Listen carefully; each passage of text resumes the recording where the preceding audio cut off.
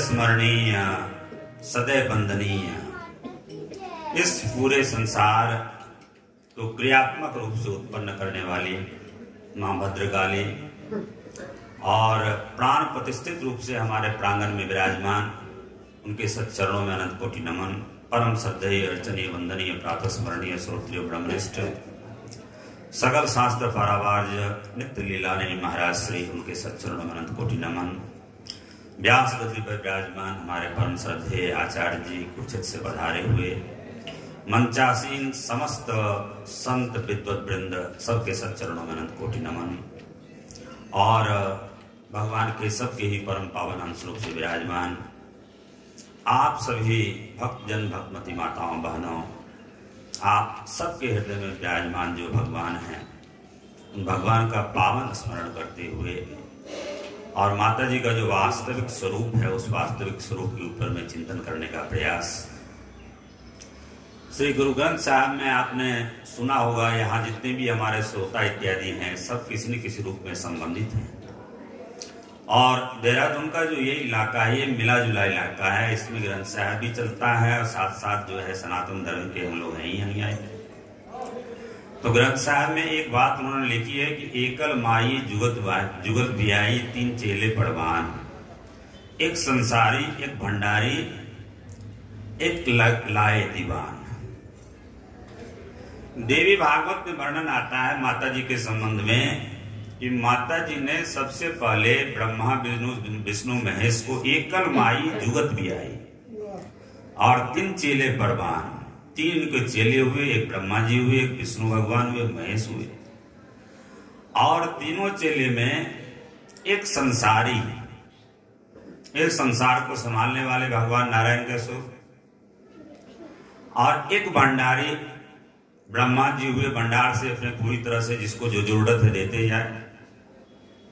और एक लाए दीवान, हमारा भगवान शंकर जो है, हमारे भगवान शंकर वो दीवान लगा करके स्मशान में बैठे हुए रहते हैं। किसका कितना पुण्य है, किसका कितना पाप है, सबकी चर्चा करके उसके बाद इंसाफ देते हैं। किसको क्या प्राप्त करना है, किसको नहीं प्राप्त करना है, भगवान शंकर वो दीवान लगाते हैं। तो वहां वर्णन आता है माता जी के संबंध में, ये देवी भागवत का प्रसंग है और देवी भागवत के प्रसंग के अनुसार इसका अनुवाद बाबा नानक ने परम पवित्र श्री गुरु ग्रंथ साहिब जी में उन्होंने प्रकट किया। सबसे पहले माता जी ने विष्णु भगवान को प्रकट किया। तो विष्णु भगवान को कहा कि देखो अब संसार को चलाना है, प्रलय काल खत्म हो चुका है, सारे जितने भी जीव हैं सारे जीव को उन जीवों के आधार पर उनके कर्म का फल हमें देना है। जैसा जैसा कर्म पूर्व जन्म में उन्होंने किया है उस सब कर्मों का फल हमें देना है, माता जी ने कहा। और शास्त्र में भी वर्णन आया परम पवित्र वेद में, यतो वा इमानि भूतानि जायन्ते येन जातानि जीवन्ति यत् प्रयसंभसन्ति तत् जिज्ञासत तत् ब्रह्मेति। परमात्मा का तीन जो प्रमुख कार्य है, संसार को उत्पन्न करना, संसार का पालन करना, संसार का संहार करना, वो माता जी करती है। तो ये तीनों कार्य करना है, उसमें आप सहयोग करो। सहयोग कैसे हो, संसार कैसे उत्पन्न होगा? आप सब संसारी हो, आप जानते हैं कि संसार कैसे उत्पन्न होता है। तो विष्णु भगवान को कहा कि आप संसार आप उत्पन्न करो। विष्णु भगवान ने इनकार कर दिया कि हम आपके साथ मिलकर के संसार उत्पन्न कर नहीं सकते, क्योंकि आप माँ हो, मैं बेटा हूं, और माँ बेटा का संबंध किसी प्रकार से बनता नहीं। ब्रह्मा जी को कहा, ब्रह्मा जी ने भी इनकार कर दिया। ब्रह्मा जी ने कहा कि वही है कि आपका हमारा संबंध माँ बेटा का संबंध है और संसार को हम बढ़ा ही नहीं सकते। तो भगवान शंकर को कहा, तो भगवान शंकर ने कहा हाँ संसार बढ़ाएंगे, लेकिन संसार तब बढ़ाएंगे जब आप पत्नी के रूप में हमारे सामने में आओ, मां के स्वरूप में ना आओ, पत्नी के स्वरूप में हमारे सामने आओ। माता जी बड़ी प्रसन्न हुई और प्रसन्न होने के बाद में तीसरा नेत्र भगवान शंकर को प्रदान किया। इसलिए किसी भी देवता को आपने नहीं देखा होगा कि उसको तीसरा नेत्र मिला है, ज्ञान नेत्र। अब मां भद्रकाली भी वो ज्ञान नेत्र जो अपने लाट पर धारण करती है, मां भद्रकाली और भगवान शंकर, और कोई देवता नहीं। और वो जो ज्ञान नेत्र है वो संतुलन का प्रतीक है। तब संसार में हम अपने आप में पूरी तरह से फंस जाते हैं संसार में, जब हमारे हृदय में संतुलन का अभाव होता है। आज जिस माता जी की उपासना कर रहे हैं, स्कंद माता की उपासना, सुबह के सत्र में हमने प्रसंग को शुरू किया था कि 6 मुख वाले माता जी हैं, और उस माता जी के वो जो 6 मुख वाले स्कंद हैं, उस स्कंद जी को उत्पन्न करने वाली माता जी, और स्कंद जो है उनके 6 मुख ही क्यों हैं? माता जी ने इसके माध्यम से भगवान शंकर और माता पार्वती के 2 पुत्र हुए। एक मानस पुत्र हुए भगवान गणेश जी, और जो है साक्षात शरीर से जो पुत्र उत्पन्न हुए हैं वो भगवान कार्तिकेय जी। तो भगवान कार्तिकेय जी 6 मुख के द्वारा और भगवान कार्तिकेय जी के माध्यम से 2 संदेश दिया। पहला संदेश दिया कि हमारे जीवन में 6 प्रकार का विकार होता है, काम, क्रोध, मोह, लोभ, मद और मत्सर। ये जो 6 प्रकार के विकार हैं, यही विकार अगर मिट जाए तो हमारा और परमात्मा का जो भेद है वो भेद खत्म हो जाए, हमारे हृदय की जो कामना है वो खत्म हो जाए, हमारे हृदय का जो मोह है वो खत्म हो जाए, हमारे हृदय की जो लोभ वृत्ति है, जिनमें प्रति लाभ लोभ अधिकाई खत्म हो जाए, और हमारे हृदय में जो संसार से जुड़ाव है वो जुड़ाव हमारा खत्म हो जाए, और ममता का जो भाव है वो ममता का भाव खत्म हो जाए। जिसके लिए भगवान श्री राम ने कहा कि जननी जनक बंधु सुतदारा, तंधन भवन सुहिल परिवारा, सबके ममता ताग बटोरी, ममपत बने बाण बटोरी। भगवान अपेक्षा करते हैं, माता जी अपेक्षा करती हैं, शास्त्र अपेक्षा करता है कि आप संसार को, जो भगवान जिस तरह से माता जी ने संसार को बनाया, उस संसार को बनाने में उतनी ही सुंदरता से लगन के साथ इस संसार को बनाया, और उसी लगन से संसार का पालन पोषण करती हैं। माता जी के माध्यम से पालन पोषण करने वाले भगवान श्री हरि विष्णु नारायण हैं। कोई जीव शिकायत नहीं कर सकता संसार में कि इस जीव के पास में भगवान विष्णु उस कर्म के आधार पर, जीव के कर्म के आधार पर उसको भोग प्राप्त न हुआ। आज तक कोई जीव शिकायत नहीं कर सकता। प्रसिद्ध दृष्टांत है, आप सब श्रवण करते हैं, बहुत सारे महापुरुषों के माध्यम से श्रवण किया होगा कि माता रुक्मिणी परीक्षा लेने के लिए एक बार भगवान श्री कृष्ण के पूरे संसार का पालन करते हैं, तो परीक्षा लेने के लिए और एक कीड़े को एक डिब्बे में बंद कर देती है, और कल इसको देखेंगे कि ये कीड़ा मरा हुआ मिलता है या जिया हुआ मिलता है, क्योंकि इस कीड़े को भोजन नहीं मिलेगा। भगवान श्री कृष्ण के पास में डिब्बी लेकर के माता रुक्मिणी जाती है। माता रुक्मिणी कहती है कि आप कहते हैं पूरे संसार का मैं पालन करता हूं, और इसमें एक कीड़ा पड़ा हुआ है, हमें लगता है ये मर गया होगा, तो आप बताओ पूरे संसार का पालन आप कैसे करते हो। भगवान श्री कृष्ण ने कहा कि इस डिब्बी को खोल करके तो देखो। डिब्बी को खोल करके देखा तो उसमें एक चावल का दाना पड़ा हुआ था।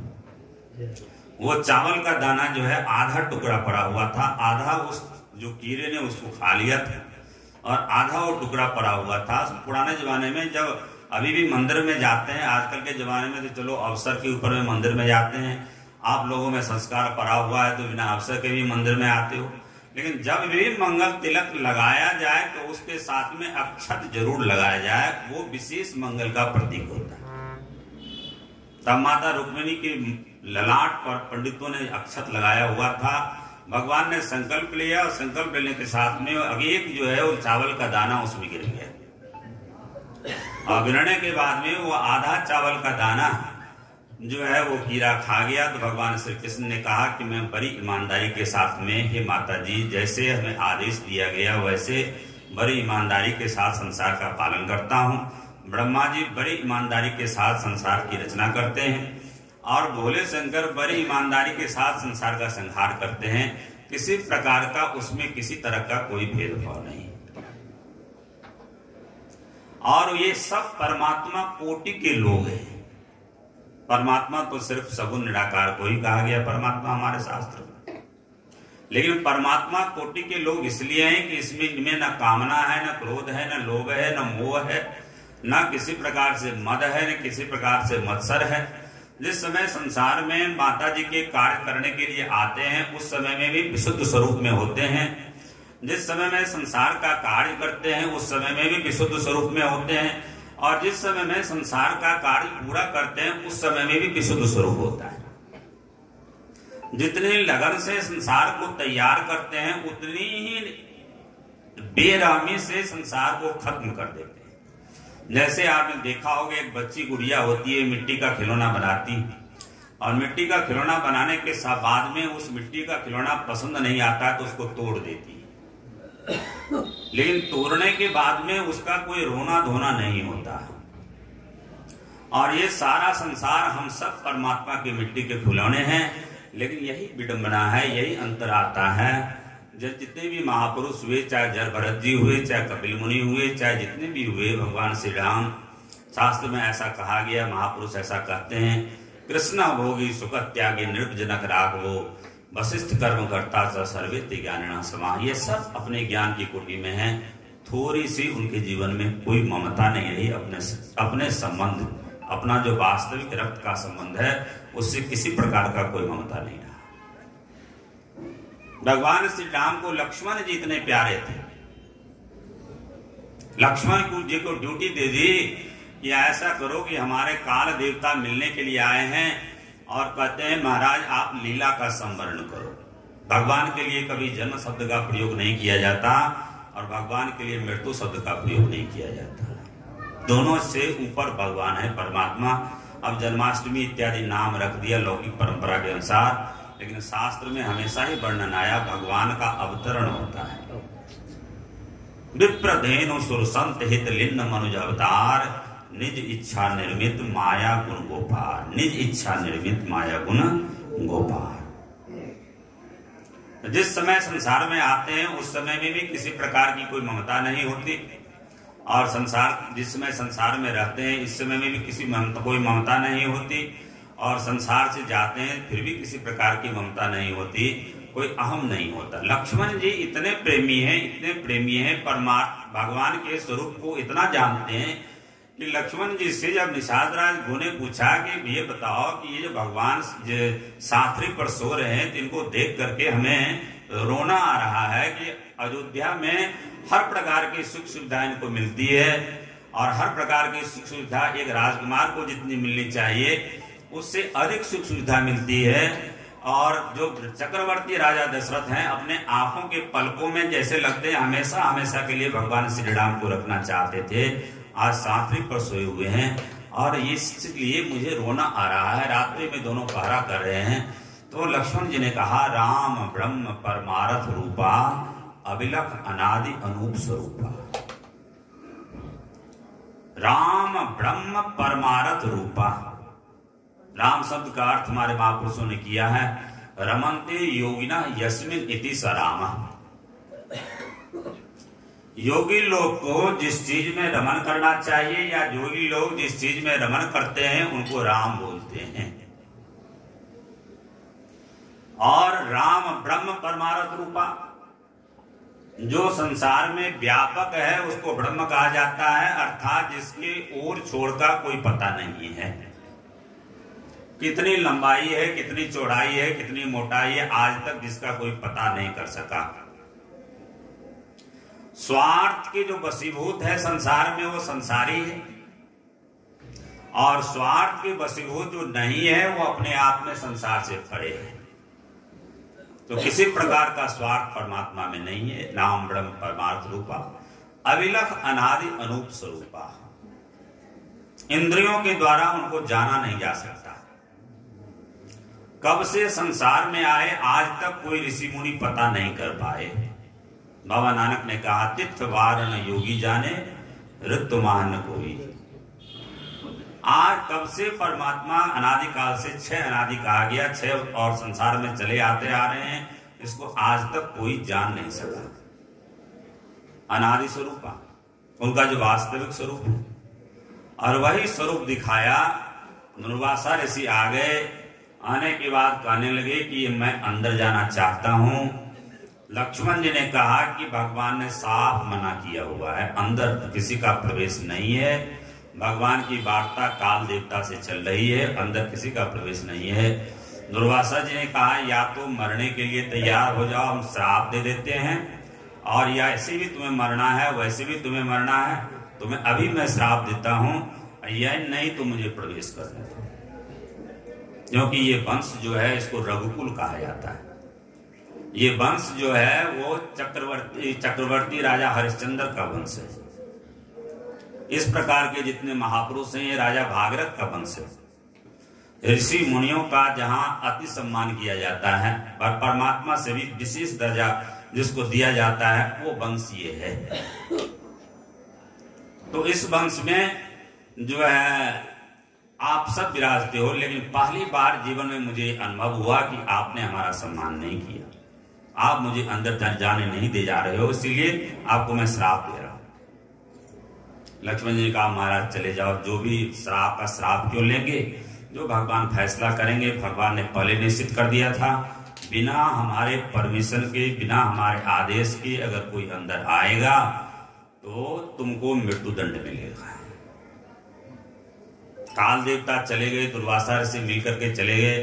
भगवान श्री राम अपने गद्दी पर आसीन हुए। भगवान श्री राम ने कहा कि वैसे तो जो मैंने वचन दिया है कि तुम्हें मृत्युदंड दिया जाए, लेकिन शास्त्र में ऐसा कहा गया है कि अपना जन अगर हो, खास अगर अपना जन हो, या बाल्यावस्था में कोई बालक पढ़ रहा हो, या ब्राह्मण अगर कोई हो, या स्त्री जाति का कोई हो, उस पर विशेष कानून लागू होता है। उसके लिए क्या किया जाता है, सजा को कम कर दिया जाता है। जैसे आपने देखा होगा बहुत बड़ा कांड हुआ, निर्भया कांड, इतना होने के बाद में भी जो नाबालिग था उसकी सजा को कम कर दी गई, जबकि सबसे अधिक अपराध उसने किया था। तो लक्ष्मण जी को कहा भगवान श्री राम ने कि तुम जो है अयोध्या के राज्य से निकल जाओ, अयोध्या के राज्य से चले जाओ। और लक्ष्मण जी ने समाधि लगाई वहीं पर सरजू में।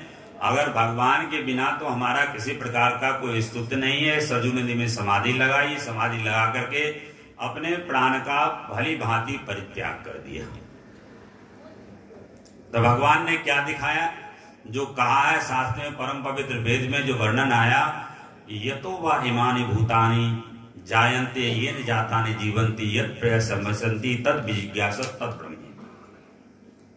अपना से अपना भी कोई अगर व्यक्ति हो संसार में, तो वो उसको उतना ही आप प्रेम दो जितना प्रेम देना चाहिए, और अंत में अगर उससे किसी प्रकार का बिछोह हो जाए तो हृदय में किसी प्रकार का कोई राग नहीं रखनी चाहिए। अगर आपने राग रखा तो हमारी हालत वही होगी जो राजा भरत की होगी। राजा भरत ने पुण्य किया था या राजा भरत ने पाप किया था, ये बताओ। गंडकी नदी के किनारे आश्रम बना के रह रहे हैं, और हिरणी है, और हिरणी का बच्चा, और हिरणी का बच्चा हिरणी के पेट में पल रहा है, और वो हिरणी जो है शेर के भय से और गंडकी नदी में छलांग मारती है। उसी समय उसका प्रसव होता है। राजा भरत जाकर के हिरणी के बच्चे को बचा लेते हैं। हिरणी की उसी समय में मृत्यु हो जाती है।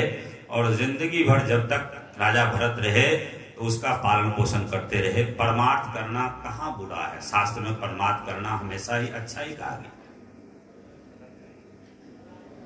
लेकिन गीता जी में वर्णन आता यम यम वापी स्मरण भावम तजंते कलिवरम तम तमे वेति कौन्ते या सदा तद्भाव भावितः। जिस भाव से जो व्यक्ति अपने प्राण को छोड़ता है अंत में जाकर के वो उसी भाव को प्राप्त होता है।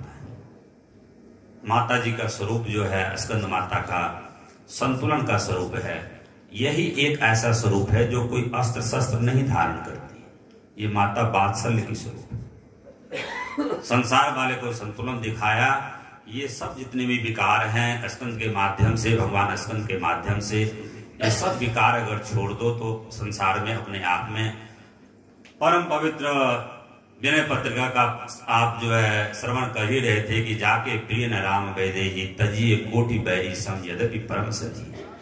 और भगवान ने सिर्फ विभीषण जी के लिए उपदेश नहीं दिया कि जननी जनक बंधु सुधारा तन धन भवन सूर्य परिवारा सबके ममता ताक बटोरी ममपत बने पांडोरी। लक्ष्मण जी का परित्याग भली भांति भगवान ने कर दिया। और जब लक्ष्मण जी सरजू में समाधि लगा करके अपने शरीर को शांत कर लेते हैं, उसके बाद भगवान भी समाधि लगा करके सारे अयोध्या वासी के साथ में कहीं कहीं वर्णन आता है कि इस पार्थिव शरीर को छोड़ दिया है, कहीं कहीं भक्तमाल में वर्णन आता है कि इस पार्थिव शरीर को लेकर के और विशेष विमान पर सवार होकर के साकेत लोग को चले गए पूरे अयोध्या वासियों के साथ में। किसी से किसी प्रकार की कोई इतनी ममता नहीं है। भगवान श्री कृष्ण एक बार ब्रज को छोड़ करके गए तो जाने के बाद में फिर ब्रज में दूसरी बार भगवान श्री कृष्ण प्रवेश नहीं करते। लिखा है देवर्षि नारद ने भले ही कि भक्ति कैसी करनी चाहिए, यथा ब्रज गोपिका नाम, क्योंकि भक्ति मार्ग के आचार्य हैं इसलिए लिखा है। लेकिन पूरे परम पवित्र श्रीमद् भागवत में अगर आप पढ़ करके देखेंगे तो वहां पर वर्णन आता है उस गोपियों के हृदय में कासाय जो होता है, मल है, वो मल प्रकट हुआ कि भगवान हमारे बिना नहीं रह सकते। और उसी समय भगवान अदृश्य हो, और अदृश्य होने के बाद में गोपियों ने जब विरह कथा के रूप में जब वहां पर पूरा जो श्लोक है वो तो लंबा चौड़ा है, लेकिन जो मुख्य श्लोक जो कोट करते हैं हमारे जितने भी कथाकार लोग हैं, तब कथामृतम तप्त जीवनम कवि ईडितम कल्मषापहम श्रवण मंगलम श्रीमदाततम भुवन गृदन्ति ते भूरिदा जना। पश्चाताप करती हैं गोपियां। जब पश्चाताप करती हैं तो अपनी आराधनी शक्ति के साथ भगवान श्री कृष्ण आते हैं।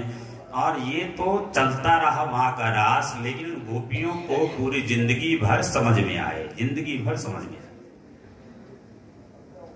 भले ही आप प्रेम करते हो, लेकिन आपका जो प्रेम है वो द्वैत का प्रेम है, द्वि का प्रेम है। माता जी चाहती हैं कि हमारा प्रेम अद्वैत का प्रेम है। समय थोड़ा सा बच गया है, इसलिए एक दृष्टांत आपको दे देता हूं कि द्वैत में कितनी हानि है और अद्वैत में कितना जो है फायदा है। ये आपको मैं बता देता हूं कि एक महापुरुष थे, मान लो देहरादून के ही महापुरुष थे, और देहरादून के महापुरुष थे, उनकी तपोस्थली देहरादून में थी, और देहरादून से चले पैदल चल करके और यहां से जाकर के काशी में गए। और जाने के बाद काशी में भगवान शंकर की प्रार्थना करी, बढ़िया स्तुति करी, तो भगवान शंकर जो है प्रकट हो गए उनके सामने। अब कौन इतना भाग्यशाली होगा संसार में कि भगवान का सगुण स्वरूप साक्षात प्रकट हो। अब मंदिर में विराजमान महाकाली हैं, मंदिर में विराजमान भगवान श्री कृष्ण हैं, मंदिर में विराजमान उनका प्राण प्रतिष्ठित स्वरूप है, बहुत सारे देवी देवता हैं, लेकिन आप सब बताएं कितनों के आगे साक्षात सगुण रूप से प्रकट हुए भगवान, साक्षात सगुण रूप से प्रकट हुए। लेकिन इतना होने के बाद ऋषि ने कहा कि महाराज बहुत बड़ी गलती होगी, बहुत बड़ी गलती। दत्तात्रेय जी महाराज लिखते हैं, अबू दत्तात्रेय जी महाराज कि त्वद यात्रिया व्यापकता हटाती है। कि महाराज आपने बड़ी इतनी लंबी यात्रा करी, आज के जमाने में तो रेल गाड़ी से, हवाई जहाज से लोग यात्रा करते हैं, भगवान के ऊपर से ही विमान निकल रहा है और भगवान को ऊपर से सैल्यूट मारते हैं, खुद ऊपर होते हैं लोग और भगवान नीचे होते हैं। लेकिन पूरी श्रद्धा के साथ पैदल चलते हुए, यात्रा करते हुए, भगवान के दर्शन की योग्यता रखते हुए फिर उन्होंने यात्रा करी है। लेकिन भगवान से कहते हैं, भगवान क्षमा करो, मुझसे गलती हो गई। भगवान शंकर ने कहा कि मेरा दर्शन जो है अत्यंत दुर्लभ है,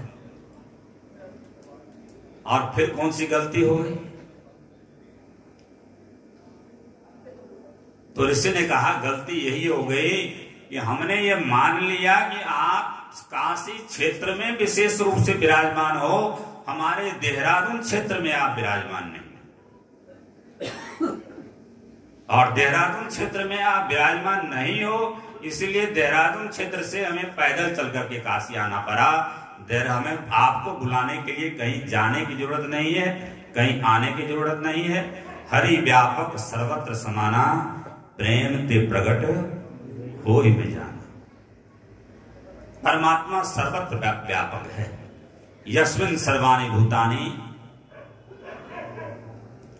जो परमात्मा सब जीव में विराजमान है, तद ऐजत तन्न ऐजत तद दूरे तदंत के। इस उपनिषद में वर्णन आता है, वो दूर भी है, नजदीक भी है, वो हिलता भी है, नहीं भी हिलता है, सब प्रकार की क्रिया भी करता है, नहीं क्रिया करता है, वो माता जी के माध्यम से सब कुछ। लेकिन जो संसार की दुई है, अगर परमार्थ के रूप में भी आपने स्वीकार किया, जिस परमार्थ का वर्णन शास्त्र में आता है, तो वो आपको परम पद प्राप्त करने से वो जो है वो आप छूट जाओगे। इसीलिए भगवान स्कंद के माध्यम से एक बात तो ये, दूसरी बात, जब तक कितनी भी आप साधना कर लो, कुछ भी कर लो, हम भी मंच पर बैठे हैं और माया के लिए यहाँ वहां घूमना पड़ता है सब कुछ। लेकिन एक चीज जो वेद ने कही है, न कर्मणा न प्रजया धनेन त्यागेन अमृतत्व मानसु। न कर्म से, न प्रजा से, न धन से, सिर्फ त्याग के द्वारा ही और परमात्मा को प्राप्त किया जा सकता है। जिस त्याग को अपने जीवन में, त्याग मूर्ति स्वरूप हमारे प्रातस्मरणीय महाराज श्री ने अपने जीवन में पूरी तरह से उतारा हुआ था, जब तक वो त्याग नहीं आएगा, त्यागात शांति अनंतरम।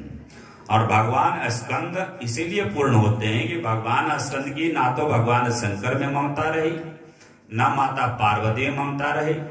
दोनों को छोड़ करके घटनाक्रम कुछ भी बचा हो, दक्षिण प्रदेश में चले गए। और दक्षिण प्रदेश में अगर आप जाओगे तो वहां पर सबसे बड़े देवता माने जाते हैं मुरुगन स्वामी, कार्तिकेय स्वामी, और उन्हीं के नाम से स्कंद पुराण है। भगवान शिव की स्तुति करी है, भगवान विष्णु की स्तुति करी है, ये सब ठीक है।